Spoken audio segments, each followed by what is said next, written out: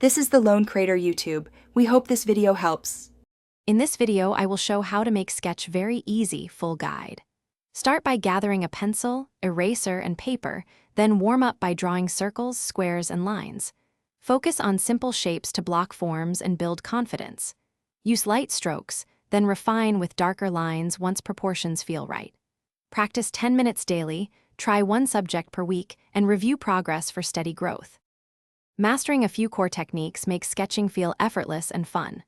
Start with contour drawing to train observation, then practice quick gesture sketches to capture movement and energy.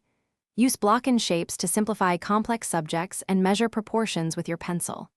Keep strokes light while exploring forms, then add weight and detail gradually. Short, consistent practice sessions will build speed, control, and confidence in your sketches.